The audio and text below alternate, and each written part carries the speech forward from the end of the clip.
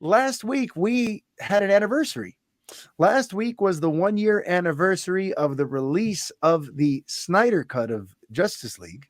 And today, it just so happens that Batman versus Superman is celebrating an anniversary. It was right at about this exact time in 2016 when that movie came out. And it's funny because I saw it. We're recording this late on a Thursday night.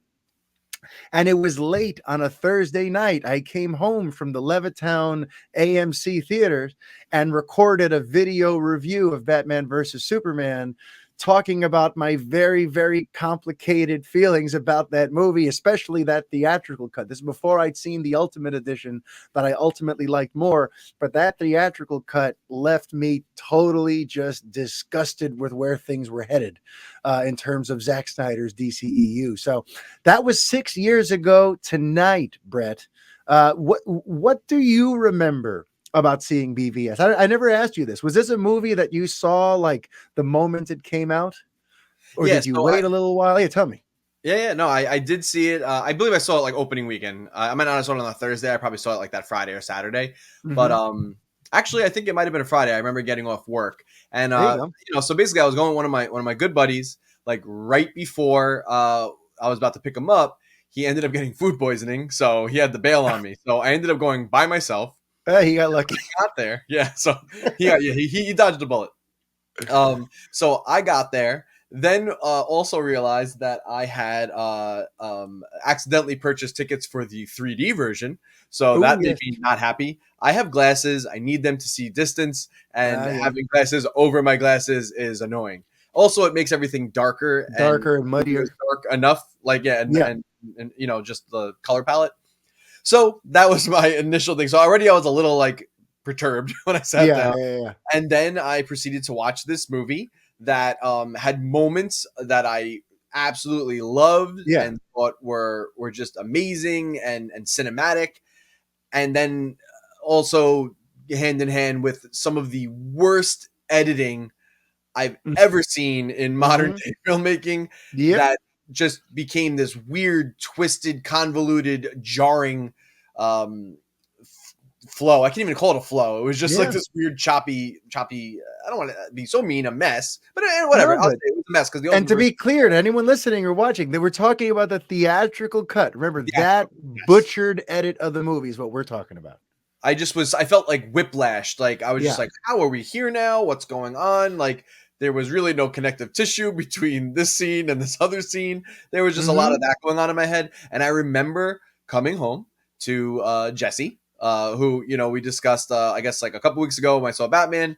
She knows I gush over. I pretty much I come home from a superhero movie. I'm almost always gushing for the most Yeah. part, Yeah. and especially like a Batman or a DC Yeah. film. Of course. Yeah. And I maybe came home to her, and she was like, "How was it?" And I said, I'm not sure. I'm not sure what I just saw, and Yeah. I'm not sure if it was good. I'm not sure if it was horrible. I'm just not sure. I've never been so conflicted leaving a superhero film, let alone Yeah. a Batman film. I've never had that experience before. Yeah, it's So funny because you've always been more of a Batman guy than a yeah, Superman guy. I'm So, a and little that more was more of lenient. a Batman movie. Yeah, I'm a little more lenient too. I have a critical eye, I think, but I give the benefit of the doubt a lot more than a lot of other people Mm-hmm. that I see or that I talk to. And yeah, for me to have that reaction, especially still having, I've said it 1,000 times, I'll say it again, still one of my favorite Batman fight scenes ever is in that movie, the warehouse scene at the end. That's pretty unanimous, right? That Yeah, freaking warehouse scene is one for the ages. so that's awesome. And yeah, I did that. So that was my initial reaction, and obviously when I went on to finally see the ultimate cut, I my opinion definitely improved on it. But Yeah. yeah, at the end of the day, it was just, it's like we said with Justice League last week. The way you put it was great. It's not really the movie I wanted to see. It's not where I Mm-hmm. wanted to see those characters go. Yeah. um but it had its moments, and it And for certainly, what this storyteller was trying to accomplish, yeah, he he did what he seemed to wanted to accomplish do, what he was going for. Yeah. and it was, yeah. And it's funny you mentioned that though, because in that video review, where I'm much slimmer and much handsomer, by the way, but in that video review, I took the editing to task too, where like the lack of flow. I think I even like I use the analogy of like they took a lot of the connective tissue scenes and it felt like they just kind of put them on shuffle where all these different scenes, like, yeah, technically they're all building in the same direction, but there's no real coherent flow of story, or there's times where one scene ends and it seems to be indicating where we're going next, and the next scene has nothing to do with where that was going. And It felt like these yeah, random vignettes. I remember that specific word in my head when I yeah, left the movie. I was like, it was just like a bunch of vignettes that were like loosely connected and kind of yeah, told the story. That's how I felt when I left that yeah. movie. And we're not the only ones who thought that. Yeah, Even no. Chris Terrio, though, that's something that I talked about on this show when he did had an interview with, I believe, Vanity Fair last year,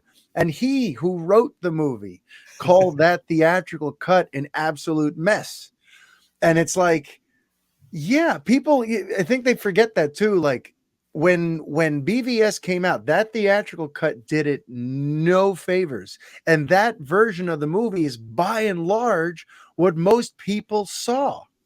You know, it's kind of sad. The version of the movie that shook up $422 million worldwide in opening weekend was a vastly inferior version of the movie. Talk about shooting yourself in the foot.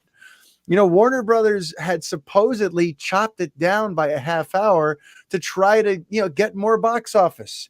And they ended up making the film completely sort of just an incoherent, unfun, uninteresting ride. And then they wonder why it dropped nearly 70% in weekend two.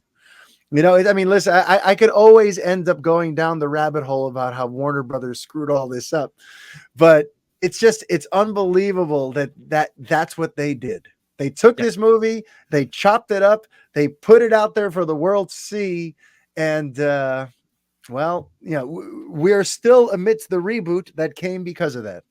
So either way, happy anniversary, Batman versus happy anniversary. Superman. You Hey, did your best. you did your best.